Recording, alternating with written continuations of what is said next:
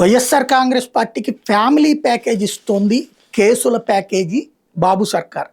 ఆ మధ్యన చెవిరెడ్డి ఆయన కొడుకు, అట్లాగే కాకాని వాళ్ళ కుటుంబం మీదన కేసులు, ఇప్పుడు తాజాగా సిదిరి అప్పలరాజు ఆయన కొడుకు ఇద్దరిని ఒకే జైల్లో పెట్టినటువంటి సందర్భం.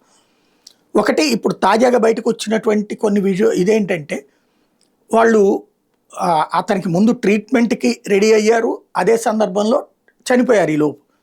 అయితే 10 లక్షల రూపాయలు పరిహారం ఇవ్వడానికి రెడీ, ₹1,00,000 అడ్వాన్స్ కూడా ఇచ్చిన తర్వాత ఇటు పేపర్లలో వచ్చిన వార్తలతో గట్టిగా ప్రెషర్ పెరిగిపోయేటప్పటికి ఆ డబ్బులు తీసుకోవడానికి సిద్ధపడ్డ ఆ పేద కుటుంబం చేతన కంప్లైంట్ పెట్టించారు అన్నటువంటి. ఖచ్చితంగా యాక్సిడెంట్ తప్పే.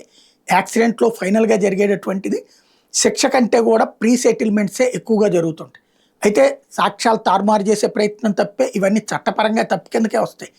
కాకపోతే యాక్సిడెంట్ కేసుల్లో న్యాయం ఏంటి అంటే ఆ కుటుంబానికి పరిహారం, ఆ పైన శిక్ష. శిక్ష లేకుండా ఉంటే పరిహారం ఇస్తారు కానీ లేకపోతే పరిహారం ఇవ్వరు కదా. ఇది జరిగేటటువంటి వ్యవహారం. ఉద్దేశపూర్వకంగా చంపితే తప్పే. ఇక్కడ ఉద్దేశపూర్వకం అనేటటువంటి ప్రచారాన్ని చేస్తున్నారు.